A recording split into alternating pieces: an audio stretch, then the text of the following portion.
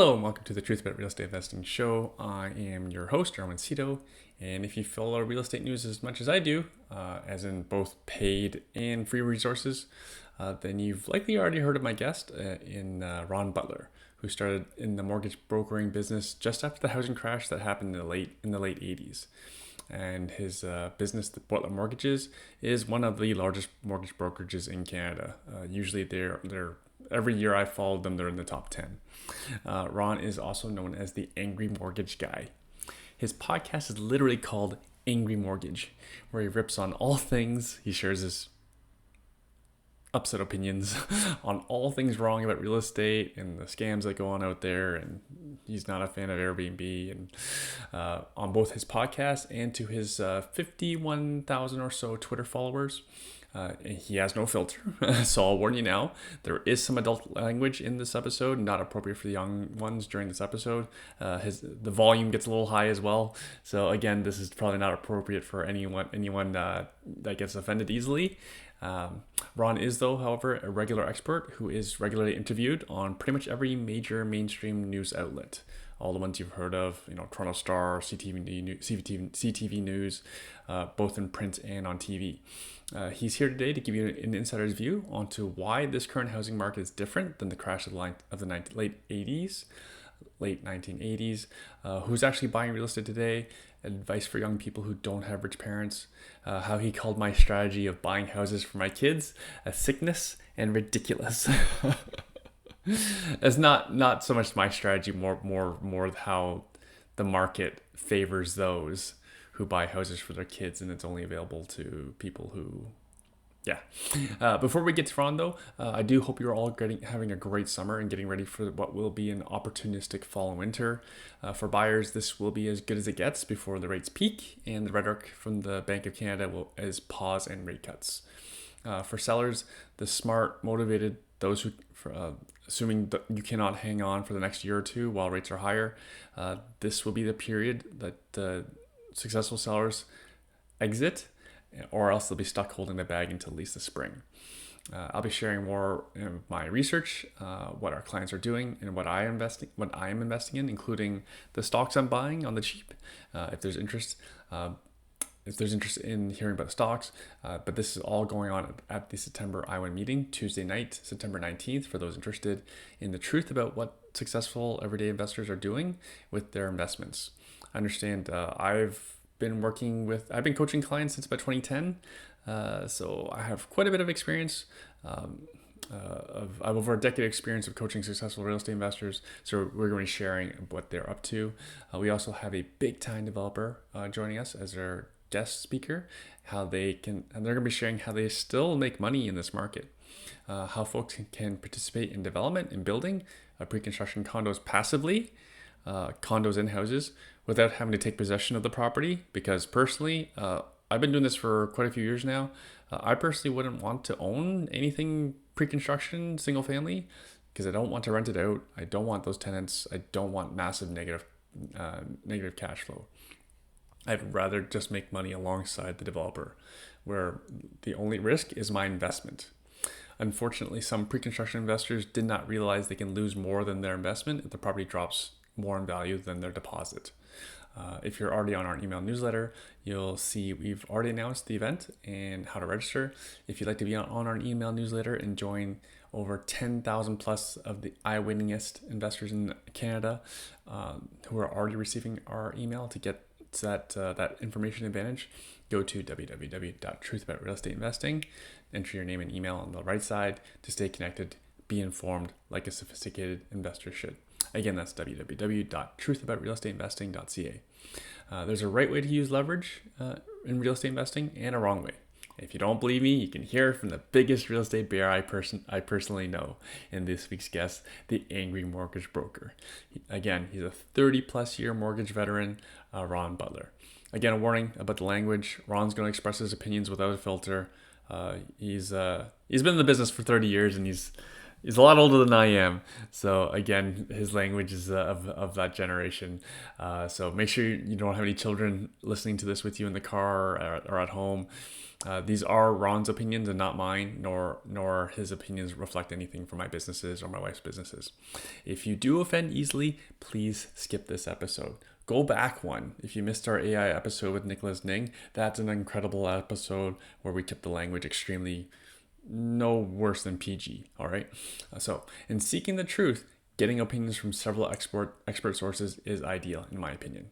If you don't like what Ron has to say, you can let him know directly. You can go to his Twitter, Ron the Mortgage Guy, Twitter X, whatever it's called these days. The website's still Twitter, so I'm still calling it Twitter. I still call Rogers Center the Skydome.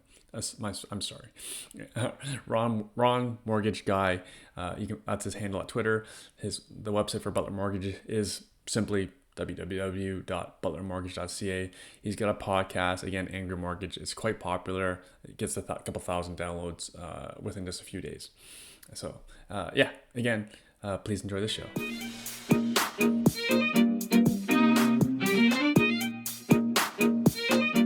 Hi, Ron. What's keeping you busy these days?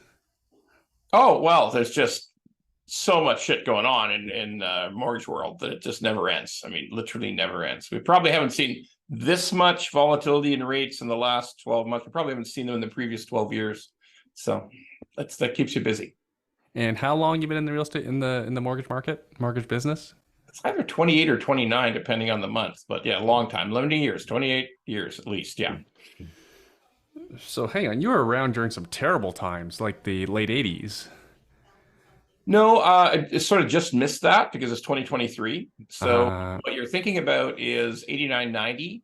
So I just missed it. But yeah, I was very aware of it because when I joined the business, that sort of 1989, 1990 crash was all anybody talked about. They just talked about that all the time. So I have a lot of familiarity with it for sure. Any comparison between now and then? No, none. None? Virtually none. Virtually none, except for the big spike in rates. I mean, theoretically, the rate spike is much higher. The rate spike in 1989, 90 was only about 2.25%. This is obviously massively more, but the world is really, really different. All you could get back then is 25-year amortization. Variable rates didn't allow the interest to go up, but not the payment. It's just really different. It's just really, really different. So don't get me wrong. History doesn't repeat itself, but history rhymes a bit. Okay. So there's some similarities, but I would tell you, and here's the biggest difference. The biggest difference is not the dead cat bounce we had after a year. Like we had that sudden things jump back to life in March, April, May of this year. 2023, yep. Activity bounced, unit sales bounced, prices jumped.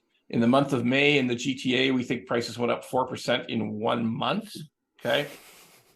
None of that happened in 1990. After 1990, when the big drop happened, about 26% for single family and low rise, and about 35% for condominiums, like high-rise condominiums. And after that price drop, prices just sort of dribbled down like 1 or 2 or 3% a year, maybe, and then flat. But there was no price recovery for 5.5 years. None, zero. It was just flat as piss on a plate. Okay. So there was just, so if something is bad for 5 years, right? There's capitulation, like people who try to hang on by their fingertips for 2 or 3 years.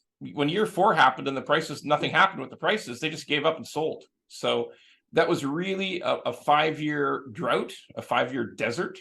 And there was a ton of price capitulation in Southwestern Ontario. So what's the difference between then and now?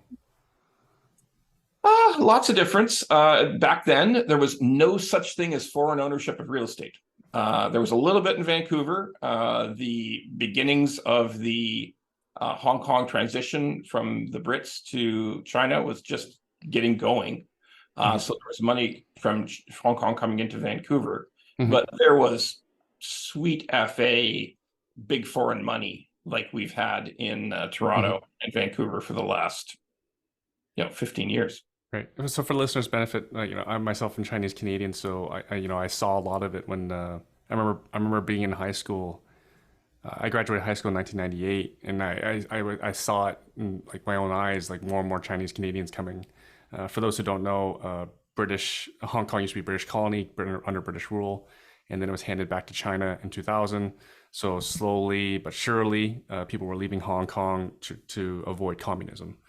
Oh, but that's not what happened in the last 15 years. In the last 15 years, the phenomenon we've observed, and it's not simply mainland Chinese, it's also from Iran, from the Middle East, from actually some rich people from Africa who stole their country's money have come here. Okay. So, we've had this vast influx of people who gained permanent residence or gained citizenship. So they're Canadians. Forget about the foreign buyers ban. Like, that's all bullshit. Okay. It's just an inconvenience. And it actually hurt multifamily building of all things. Like, it was just typical of the federal government. They just screwed it up since day one. Like, to just, is that a problem? Oh, we didn't know. We didn't know that we were Xing out all the German people who like to put money into purpose-built rental that we really need. Sorry, we missed that. I guess we'll have to fix it. Like, sweet Jesus, why don't you just ask people who actually know how shit works in real estate before you bring out laws? But anyway, cut to the chase. The real chase of this thing is that there's a tremendous number of people who became Canadian citizens quite correctly, mainly through student visas that converted after they finished, if they got their degree, they converted to PR or citizenship. They typically maintain their Chinese or Middle Eastern passports as well. But the money could then be pushed from China, sadly, from Iran, or from all over the Gulf, or from Africa, or from India, or from wherever. The money could be pushed from parents or who are still there, still running businesses, making money, push the money out to Canada as a safe haven for their money, because in many of these places, they don't really trust their government. Certainly not in China, no one trusts their government, really, okay, unless you're a party member. Even then, you sometimes. But you push money out to buy Canadian real estate. It's just a safety deposit box for your money. That's all. And that's why we have empty homes taxes in Vancouver and Toronto, is because these people from the Middle East and China and Iran, they didn't even care. They couldn't care less. Just leave it empty. We don't care. Like, it's just a safety deposit box. It's just our money is safe. Our asset is safe. We like real estate. We always have. And it probably will grow in value, and we like it. So that did not exist in 1990. Oh God, no, not a bit. Okay. So is what they're doing illegal, or is it they're able to totally doing this by the government? The stuff from Iran is not legal, but they basically they sift the money out of Iran. So all those huge mansions in Richmond Hill, where you can't explain what the people do, like, what work are they doing? They own like 6 houses. So that money is sifted illegally because Iran's a sanctioned country. That money is sifted out of Iran illegally through the Gulf. So they move it, say, into Qatar, and then they move it to the Jersey Isles, and then they move it to a little bank in Schenectady, New York, and then they finally move it to CIBC or BMO or RBC or TD or whoever else. But they sort of clean the money from Iran, and then they buy houses with it. The relatives who are here, who have PR cards or Canadian citizens, they go ahead and buy the real estate here. Again, it's just like a safety deposit box. It's like in other words, the people who are in charge of Iran, who are stealing from their own people, like the generals, the colonels, the mullahs, the clerics who run the country, they steal from their own people. They steal the energy money. They steal every direction. They steal the money, but they're worried someday that they came to power through a revolution. They're worried that someday the people of Iran will get tired of the stealing and kick them all out. So they want a safe place to go. So they move the money offshore. Okay. By the way, but it's still legal. Like, these people, the money coming out of Iran is illegal. But once it's in Canada and once the bank's compliance department has signed off on it, the people who are Canadian citizens or PR card holders who are buying the properties, there's nothing illegal about it whatsoever. Nothing. Zero. Okay. What I'm saying is that it's fundamentally different than, what happened in what's been going on in Canada up until the last 20 years. It's just a different scenario. Damn. That's suck for everybody that's struggling to buy a house or rent a place. It's one of the things that suck. I mean, there's a bunch of stuff that sucks. I mean, it sucks that Airbnb runs illegal hotels with no penalty, right? I mean, that sucks too. I mean, that didn't exist 30 years ago, and there's no such thing as Airbnb. It's very recent. And of course, when Airbnb came out, it promised that it would allow you to rent a room in your house. We're just going to try to improve on your household income.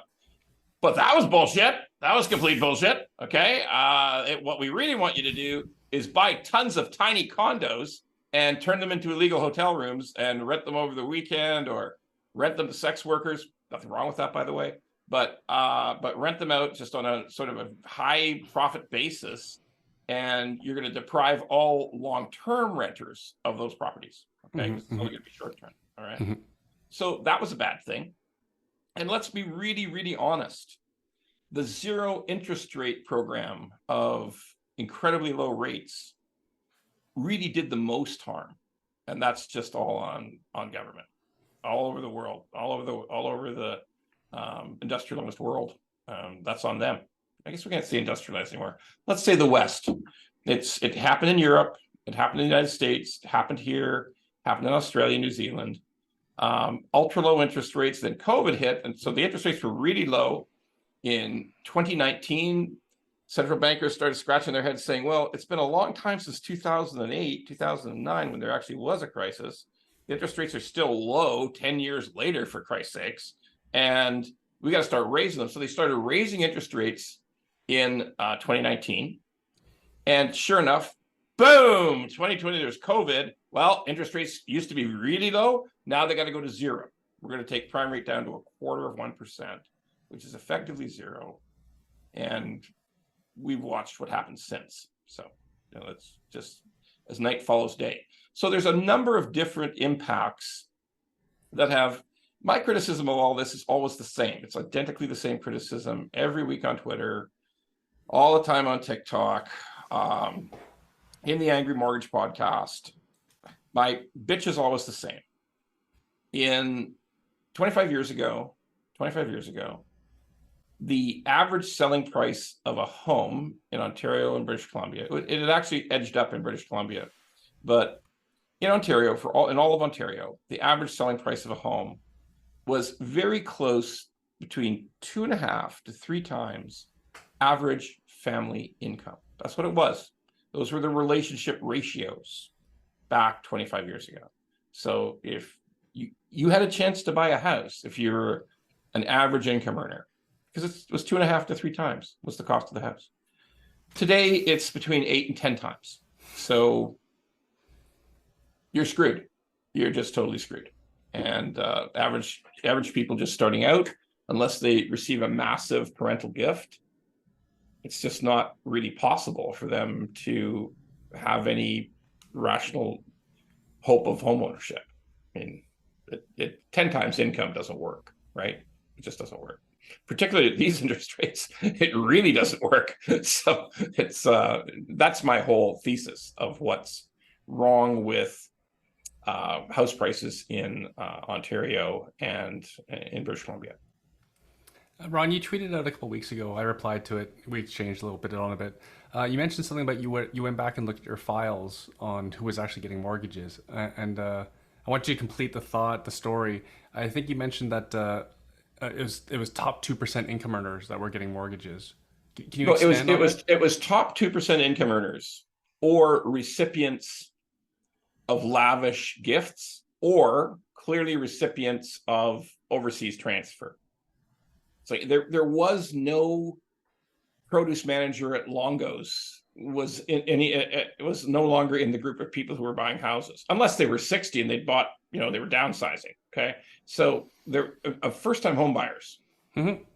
there is, unless there's foreign transfer or a massive parental gift, or they are in this top 2.5–3% of income earners, there's no first-time home buyer who can buy a single detached house, probably in Ontario, unless you're going to some remote corner of nowhere next to Hudson Bay. It's like if you want to live in Professor Mike Moffat produces a lot of great housing data, and he also agglomerates a lot of great housing data. And his report last week showed that of 24 cities in Ontario, 24 cities, large and small in Ontario, there were absolutely no starter homes to be purchased.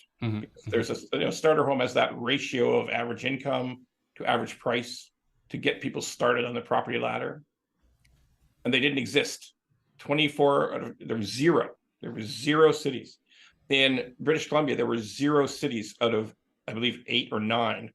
So I think it was 9. There were 0 cities out of 9 because their prices are very high. Also in the interior British. Again, if you want to go to 100 Mile House, or you want to go to, Fort St. John in British Columbia, you'll probably find a starter home. Okay, but in all major urban centers in British Columbia, it's 0. There's 0 starter homes available for first-time home buyers. Okay. Yeah, and then Mike, I believe he quantified it. I think he said the bottom 10 percentile is what he considers starter home. Yeah, so that's a nice way of quantifying, because when I started buying houses, we could buy 3-bedroom bungalows on Hamilton Mountain for $200,000 or less. Sure, absolutely. We call that a starter home. It is a starter home. It's absolutely a starter home. Yeah. A family can live there quite comfortably. It's a starter home. Absolutely, it is. Yes, it is. Which does not exist. It doesn't exist in terms of affordability. Yeah, no, that price on that home does not exist unless, actually, even if it burnt down, the lot's probably worth $440. Okay, so there you go. So Ron, $1 million question: what do you do today? Like like I'm sure you get in these questions all the time. Like, what if you're not a top 3% income earner? Actually, before we even go into that, can you ballpark what a lavish gift is? 50,000, 100,000? Oh no, 100,000? Hundreds of thousands. Hundreds of thousands. Like 300,000 or 400,000 is a lavish gift. Is an adequate gift to get you into a starter home. Okay. Well, what's the average price of low rise in the GTA? What's the average price? Depends on the neighborhood, but what neighborhood is it in? Like a townhouse in Oakville is like 1.1. Townhouse in Oakville could be 1.7. Okay? Could be. Yeah, that's a big one. That's a big one. Yeah. Like a townhouse in Oshawa is $1 million, 875. Okay. So you need huge gifts or huge foreign transfer to buy a home. I mean, that's to buy a low-rise home. What's a starter condo? 485 square foot, dog crates in the sky, downtown Toronto. A little bit less in the suburbs, but actually the suburbs are catching up in price. But dog crate condos, tiny condos downtown, 540. Does that sound right to you? Yeah, for a small one, yeah. Yeah, okay. So if you've got if we just use a simple metric of 4.5 times income, which is high, that's a stretch, right? Simple metric of 4.5 times income, you got to have a family income well over $100,000 to get that to work, right? So, and then you got condo fees and property tax in there, and the condo fees on an older building, well, you get a bigger unit, but still the condo fees always go up. So let's just sum it up. It ain't affordable. It ain't affordable for people who have a combined income of 105,000. So what are you telling people today? I know you're not a financial advisor, but I know people inquire all the time about what they should do. Well, there's always the same theories on Twitter. Move to Regina, move to Lethbridge, Alberta, which I've been to Lethbridge. It's nice, but I've been to Regina. I spent a month in Regina one weekend. So you can move. There's places to go. There's no place if you were raised in southwestern Ontario, there's no place to go in southwestern Ontario. Okay, because a townhouse, we saw a semi in London. It's a particularly nice semi. It's very, very nice. Very close to right in the University District, sell for 1.4 million. Okay. We're all familiar with the incredible jump in prices in small city Ontario. Like, could you imagine that a house in Paris, Ontario, this is Paris, Ontario, not fucking Paris, France, okay? This is Paris, Ontario, would sell for 800 grand, like an ordinary, big, decent sized lot, like 55-foot frontage, 2,800, 3,000 square foot home. Paris, Ontario, over 800 grand? Like, what the actual fuck? It's crazy, okay? It doesn't make sense, okay? We do have a listing there for $1 million. I think it's 3,500 square feet. So yeah, rah Paris, Ontario.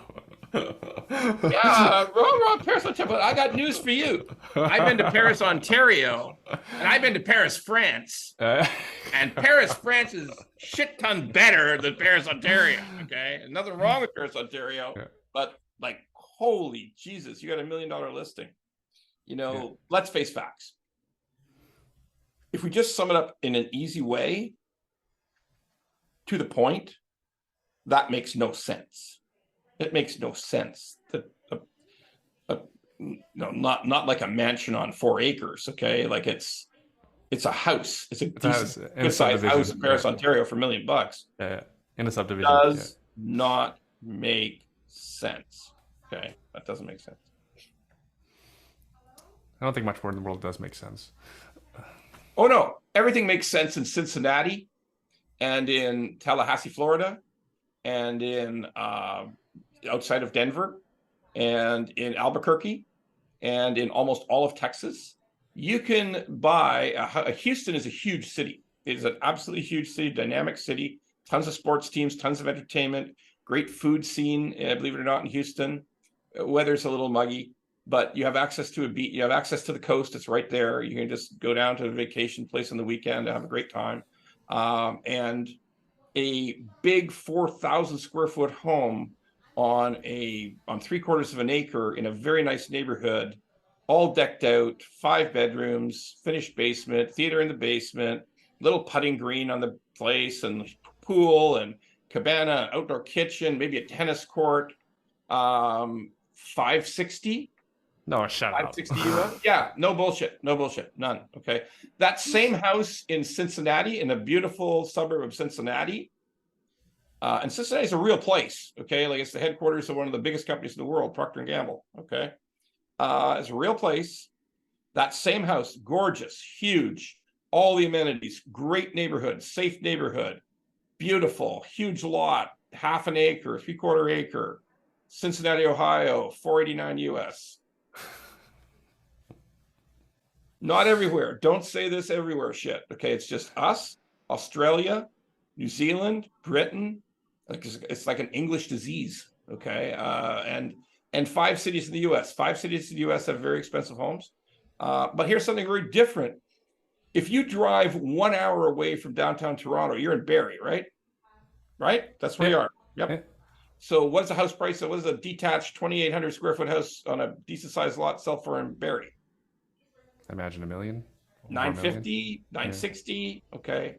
If you drive 1 hour away from Trump's Hotel in Manhattan, you drive across bridge, you go into upstate New York for only 1 hour. You just drive for 1 hour, same as Barrie. You're probably in a place called Fishkill, New York. Okay. And the price of, again, let's say a gorgeous home. Well, we'll take the same home, 2,800 square feet, good sized lot, safe neighborhood. It's a small town, though. Small town like Barrie. Like, they got stuff there. There's there's stores and restaurants and everything you want, but that's about 440, 469. Okay. We got to get this idea out of our heads that this is normal. We have to get the idea out of our heads that it's normal what we have here in Southwestern Ontario and in British Columbia. It's not normal. This is not normal. Okay. So what's your advice to young people? Is to find somewhere else if they can't try to get a green card. Try to get a job at an international company and move to Houston, or move to Cincinnati, or move to Savannah, Georgia, or just move.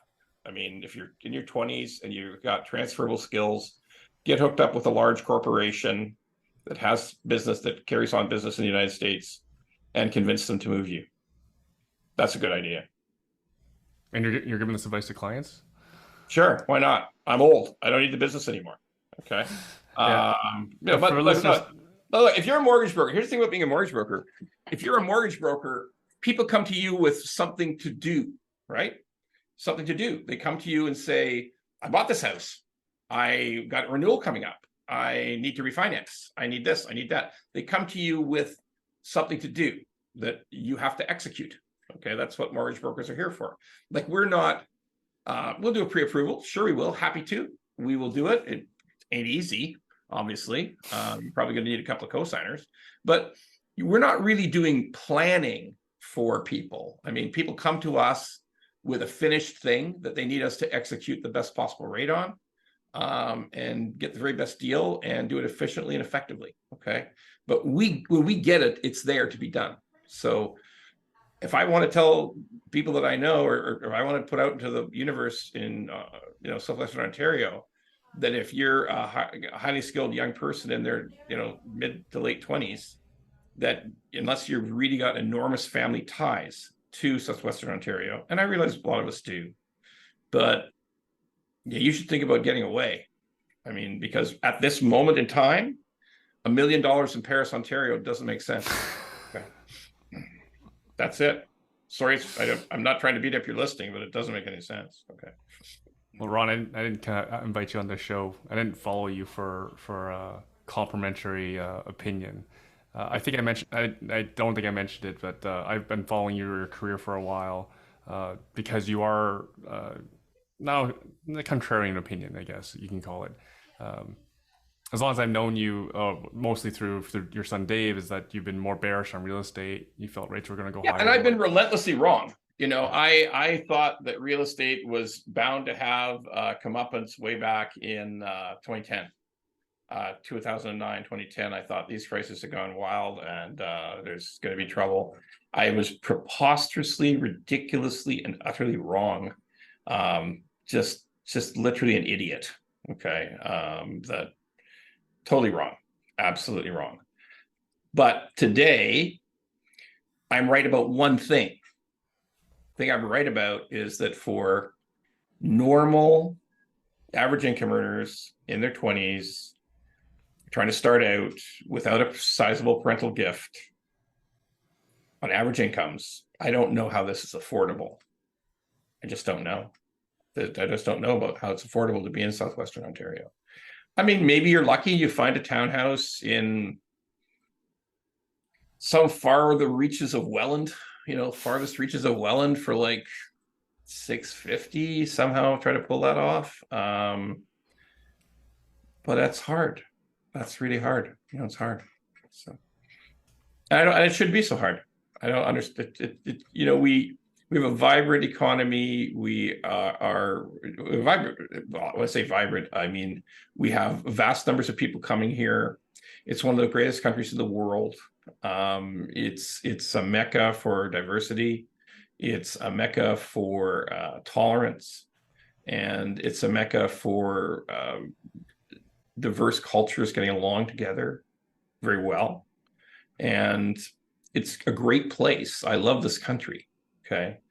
So yeah, I'm to recommend for somebody to leave is painful, but if you're a person who makes like $60,000 a year each, you have $120,000 a year income, and you have, your parents both rented their whole lives, all your parents rented their whole lives. Like, I don't know what's going to happen to you. How are you going to, if you have a dream of having a couple of kids, 2 or 3 kids, and living in your own home,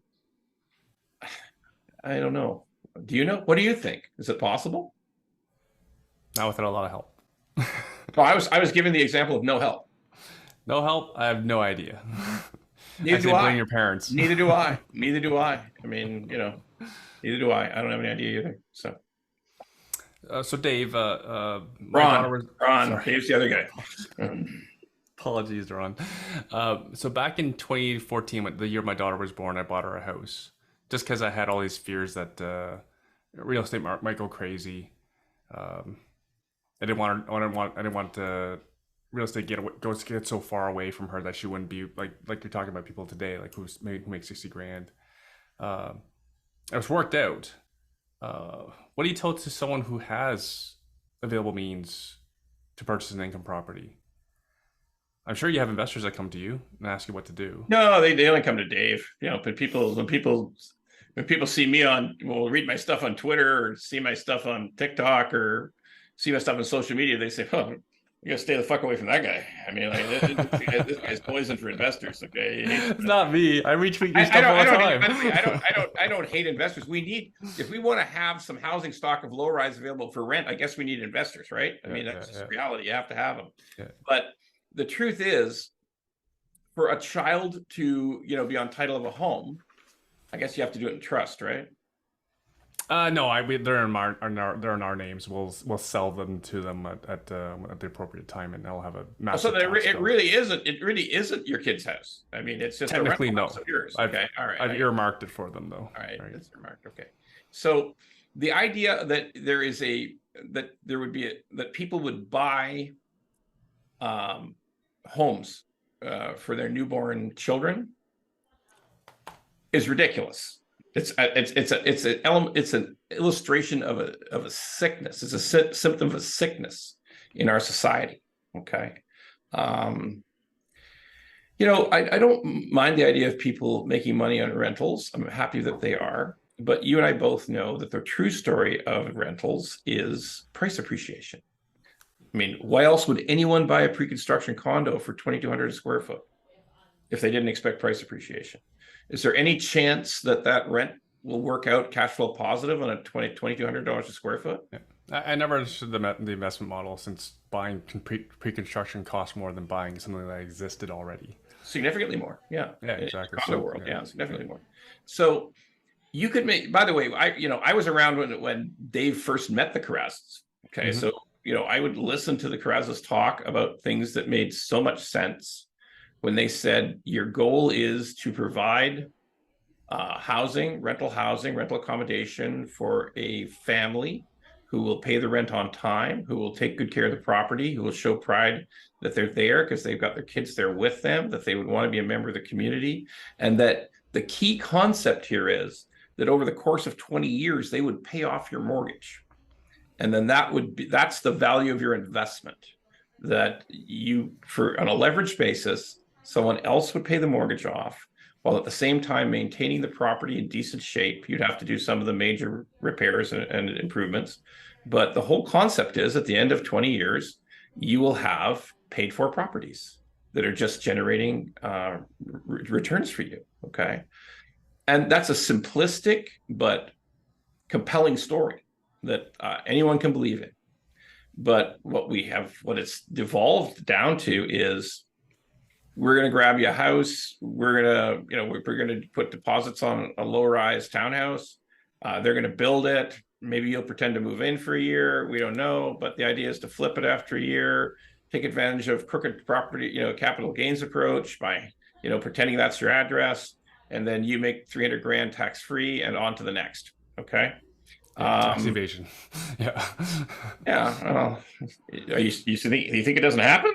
Oh no, I know what happens. There you go. Okay, so I'm not naive. but what I'm telling you is that, like, from the base case, when I first met Nick and Tom, and by the way, Nick and Tom don't ever recommend this tax evasion house bullshit. They're completely opposed to it. Okay, to this day. But my point to you is that they had a compelling story about buying investment properties that also accomplished a social good. And today, when you flip on, realtors' TikToks, it's about it's either buy now or you're doomed forever, or it's we're going to buy this place, we're going to pretend you moved in, it's new construction townhouse, you're going to pretend you're living in it for a year, and then we're going to get the CRA to treat it as if you're your permanent residence, because we're going to leave your wife in your existing home, and then we're going to have you move into that home, or you're going to pretend you're separated. We're going to do all this stuff. You're going to flip that house, and you're going to make 300 grand tax-free. It's the greatest thing. I'm not saying everybody says that. I know you don't say that, okay? But That's being said today, right? I mean, Not surprised. it's certainly been said for the last 3 years a lot, okay? Or a version of it, that it's just all capital appreciation and rapid capital appreciation. So we've gone all the way from Nick and Tom thinking about having a long-term plan, like 15, 20-year plan to pay off a mortgage. To in your latter years, you'll have pure cash income from that property, and you'll have an asset that's paid for, and you're also doing a community good by providing low-rise rental accommodation to people who need it. Okay, this is literally a perfect scenario that's only does good for everybody. Versus we're going to flip this thing, and because we need it to go up 15% quickly, Just to break even, like in a year, we gotta get this price way up. Okay, Yeah. so that's the total 180-degree switch we've made. Yeah, the attraction of fast money without being a landlord, literally I've seen agents pitch that model where it's your job is just to sign for the pre-construction whatever, and your exit is to sign it, not close on it. Absolutely. And then some people buy like a couple. Some people buy a dozen, but Are they not coming to you? Not that many of those, but it's happens. So are these people now coming to you now that they need to close? Are any of these folks who bought a couple or one or two even now coming to you? Here's the thing: when a major project's ready to close, whether it's a big high-rise condo is ready to close or a big townhouse complex is ready to close, because they all close in about the same 4-week period, right? In a condo, they all close the same day. So, yeah, we will get people coming to us that said, basically, they come to us, they say, "What the fuck? I can't sign anywhere. What can I do?" We gotta get a private mortgage, blah, blah, blah, blah. Because most of those people who are interested in just flipping by assignment, today, I would say fully 50% of those people have no means to close. They don't have any ability to close. Okay. They end up having to find some kind of private methodology. By the way, this is an occasional thing. There's a lot of these people have a lot of money who buy these pre-con condos, and they're able to close with cash. I mean, they got money. As simple as that. A lot of it's offshore, but they got money. Okay. So some people are just rich because they've been doing it for 12 years and they've got a stack of money available. Because in an environment where you have zero interest rates for a long time and incredible appreciation, let's face it, we can pick a 4-year period, 4.5-year period, probably where the price of houses doubled. Okay, in some areas, like I would say we could go to North Ajax, Pickering, Durham, North Durham, and probably between 2018 and 2021. 2017, 2021, those properties doubled in price. Okay.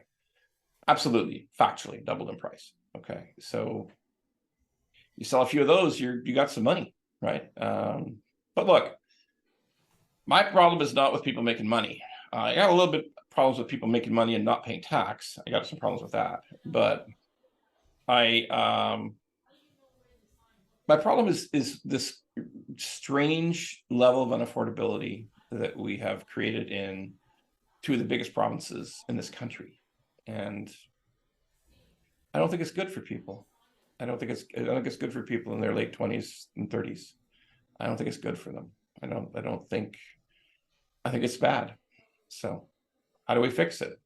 Well, hopefully the right way to. I have a solution, by the way. Just systems to stop prices from going up. I don't need prices to go down. I'm not a doomsayer that we need to see a crash in real estate. Crash in real estate is harmful for our banking system, harmful for our society, harmful for millions of people. We don't need that. But if government's goal instead of their stupid bullshit of we're going to create affordable housing, which who knows what the hell that means? I mean, I got no clue nobody knows because we don't have any affordable housing. So just say our goal is have government's goal at all levels be we must stop house prices from going up for a while, for 5 years, for 7 years, for 8 years. We have to stop it. We have to stop it so wages can catch up. Is that a bad thing? Would that be harming people? I don't think so. I don't think it would be harmful for homeowners, landlords, or anybody. I don't think it would hurt anybody. Well, it sucked for those condo speculators, but yeah. Oh, those condo speculators can fuck themselves. Okay, I couldn't care less. I couldn't care less what happens to them. I couldn't care less. Okay, so, or the low-rise speculators, they can all fuck themselves. Okay, if something goes wrong for them, I don't care. Okay, if you're buying on spec and your plan is to have the market enrich you, and if it goes wrong, you should be prepared to take that punishment. Okay, because that's pure spec. So I'm talking about for ordinary people who live in this country, who want to have a family. There's a good reason why people don't have kids now, right? There's a good reason why you talk to 20-year-olds and say, well, I don't know if I'll ever have a child. What's that all about, right? Like, because it's not affordable, it's not manageable, and I don't want to bring them up in a 480 square foot dog crate in the ice towers, where, they ever been to that ice condo downtown? Ice? No, I haven't. Ice is great. Like, it's not really a typical family building if on the average Thursday and Friday night, about 40 or 50 of the units are being Airbnb to sex workers. Like, that's a strange, you don't want to have your 6-year-old in the elevator, a very scantily clad person just going down the elevator with you. Okay. I mean, what can I tell you? It's not ideal. So nothing wrong with those people. They're good. They're good for the economy. They're good people. Not complaining, but as long as they pay the tax. It's just not it. When you dream about the perfect scenario for your children, I don't think that's what you dream of, right? A 5 square foot condo, right? So Ron, moving forward, actually, I forget. There's something that Dr. Mike Moffat had mentioned that I thought was good. Oh, he made the point that about the good thing about investors is, well, if foreign buyers aren't allowed to buy property, how are international students supposed to be able to buy property? They have to rent. So thank God they have someone to rent from. But that's not what I'm trying to go with. I'm trying to go with now, like, does this problem get fixed? No sign of it happening soon. Ever? I don't have the answer to that. That might actually require civil unrest. Like, I don't understand. Okay, oh, good point. Civil unrest. I'm surprised people aren't more pissed off. Well, Canadians, it's a wonderful country. There's got a lot going for it. We're a peaceful people. But there is always a breaking point, right? There's just a point where people say enough of this bullshit, and either a lot of people will leave, or there will be a push on politicians to do real things instead of being liars. I think sooner or later something's got to give. Mm-hmm. You can't be born in this country, raised in this country, educated here, seek out a new job. You're 28 years old, you're married, you want to have a family, and you have no clue how you're ever going to afford a $900,000 anything. Okay, like, you just don't have any idea. You made you had a great tweet, I thought, the other day about one of the things that's broken is that all levels of government don't work together. No, they're crazy. But there's a combination of two things. The feds control immigration, and crazily enough, the feds control who goes where. Like, if you're in Ontario, if you're the Ontario Minister of Immigration, or of people coming to the country, or the skills minister, or the minister who tries to get stuff in education side, if you're the minister who tries to get skilled labor going, the labor and skills minister, if there's 400,000 people come to Ontario as new Canadians, you only get to pick the occupation of 40,000 of them. And if you need a lot of PSWs and nurses, we do need them badly. Okay, yeah. And medical technicians, you run out of room for carpenters and drywallers. Okay, we need those. And because that's the crazy thing, he doesn't have any control over it. 10%, that's all he gets. It's a long list. Like, the feds control monetary policy through the Bank of Canada. They control taxation. They control the mortgage rules through the Department of Finance and CMHC. So the feds control all that. The municipalities control what's actually approved to build on a particular place. So the city of Toronto upzones everything to say that, well, you can build up to, on every single family lot, you can build up to 4 units. But wait, we're not going to approve any of them. You know, when it's going to take 28 months. You're going to put them in for approval to build a fourplex there, tear the whole place down, build a fourplex. It's going to take 28 months, and we're probably going to turn it down at the end. Okay, because the neighbors will complain about building a fourplex there because we still have, Ron, quick, sorry. Sorry, just a quick story. Friends of mine are trying to convert a single family home, 3,000 square feet, into 4 units. Mm-hmm.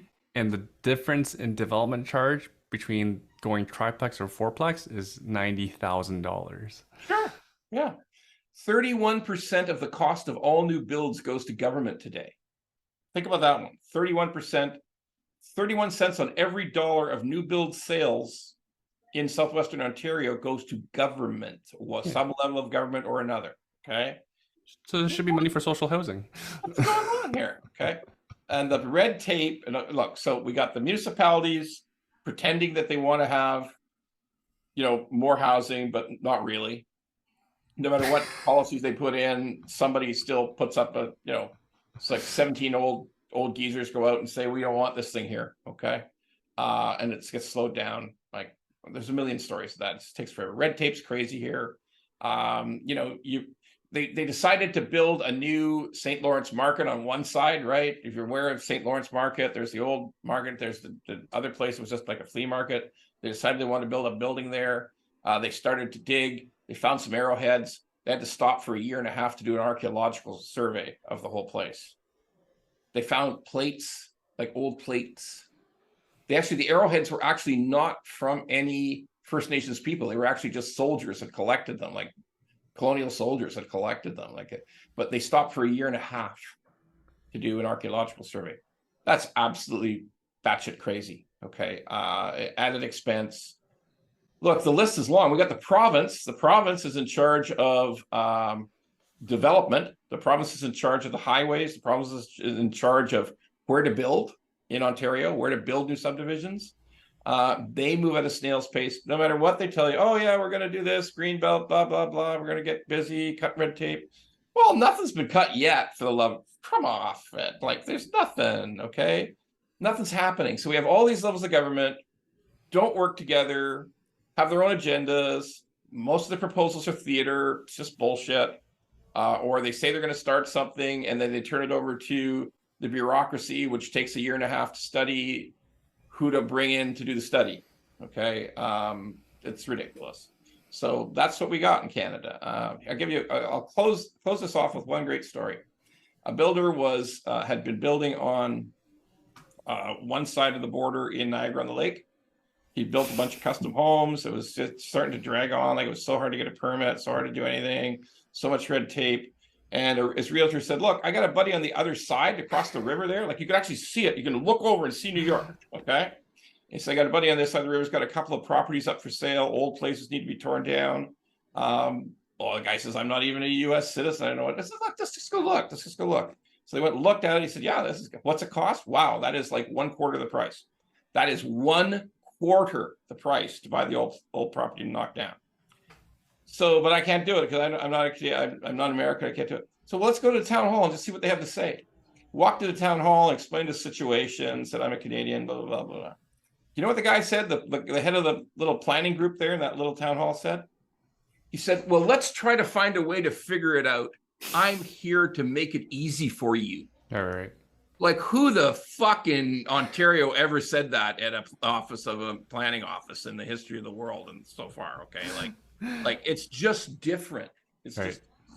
So I'll close on that. They're actually open for business. Yeah, open for business. So we're not really open for business, but in the States, they legitimately are. The guy said, well, we got a couple, I can introduce you to a lawyer in this town and we can see if we can figure this out, how you can do it. And he knows about how to get foreigners to build properties here. And we don't care if you're foreign or not because our prices are dirt cheap anyway. I'm here to try to figure out a way to help you because our economy is very slow here and our house prices are very low. So we would like to create some economic activity. Yeah, we'd love some investment. We'd love some foreign investment. Well, because a big house on that side of the river, it might not overlook the river, but a big house on that side of the river from Niagara-on-the-Lake is probably $289,000. So You Why can't not? get anything. Why not try to get it going? And their population is shrinking in that part of Western New York. So that's where it goes. Anyway, great podcast. Thank you. Thank you for having me. I really appreciate it. Ron, thanks so much for doing And, this. Best of luck. Best of luck with all your endeavors. So All right. Thank you, Ron. thank you. Thank you for watching. If you want to learn how to invest in real estate from scratch, my team teaches beginners how to use the #1 investment strategy that I personally use in a virtual free training class every month. Go to investortraining.ca/YouTube to register for our next class. The link's also in the description as well. I publish at least 2 to 3 videos a week here, so subscribe if you want to keep learning from seasoned investors like myself and my guests. And if you're just starting out, feel free to ask questions and comment below, and I do the best to answer each of those comments and questions myself. Again, if you're ready to learn the nitty-gritty about real estate investing from a professional investor, register for our next virtual class. That's at investortraining.ca/YouTube. Thanks again for watching. See you in the next video.